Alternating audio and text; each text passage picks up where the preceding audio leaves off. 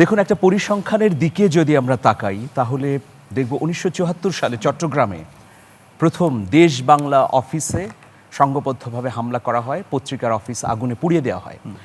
এর মধ্য দিয়ে মবের একটা অপসংস্কৃতি প্রাতিষ্ঠানিক রূপ পায়।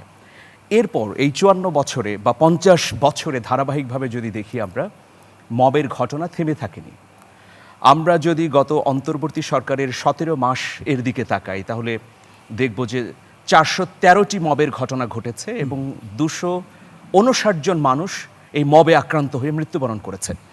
আবার এই আড়াই মাসে নতুন সরকারের এখানে খুনের ঘটনা ঘটেছে ৬৭৩টি, এর মধ্যে ১২২ জন ধর্ষিত হয়েছে। গত এপ্রিল মাসেই ২২ জন খুন হয়েছে মব সংক্রান্ত ঘটনায়। তো এখন প্রশ্ন আসতে পারে যে এই মবের অপসংস্কৃতি আমরা কেন বন্ধ করতে পারছি না, বা আইন শৃঙ্খলা রক্ষার যে প্রবণতা সেটার সূচক কেন উপরের দিকে উঠছে না, কি কারণ?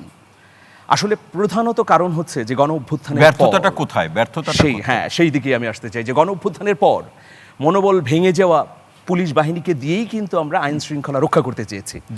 এটা একটা বড় বিষয় যে ১৫ বছর যে পুলিশ বাহিনী জনগণের মুখোমুখি হয়েছে, সেই পুলিশ বাহিনীর কোনো ধরনের সংস্কার না করে, কোনো ধরনের পরিবর্তন না করে আমরা একটা তালিজোড়া দিয়ে সেই বাহিনী দিয়ে গত ১৭ মাসে আইন শৃঙ্খলা রক্ষার একটা ব্যর্থ চেষ্টা করা হয়েছে।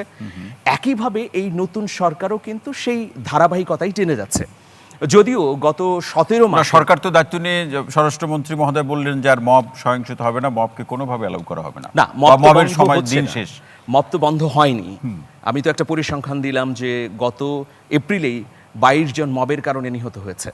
তো দেখুন, মবের আবার বিভিন্ন ধরনের প্রকারভেদ আছে, যেমন মতাদর্শগত মব, প্রাতিষ্ঠানিক মব এবং রাজনৈতিক মব।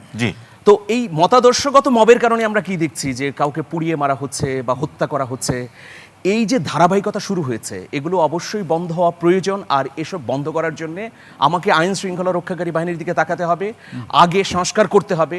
আমরা সেই ১৫ বছরের সেই ফ্যাসিবাদী কাঠামোকে টেনে যদি সামনে নিতে চাই তাহলে আমরা সফল হব না। এই পর্যায়ে খুব ছোট অবিলম্বে পুলিশের সংস্কারে যে প্রস্তাব উত্থাপন করা হয়েছে, সেই প্রস্তাব নিয়ে তো অন্তর্বর্তী সরকার কোনো কাজ করেনি, কিন্তু আমরা এখন নির্বাচিত সরকারের কাছে চাইবো যে দ্রুততম সময়ের মধ্যে সেই প্রস্তাবগুলো যাচাই বাছাই সাপেক্ষে পুলিশের সংস্কার করা হবে।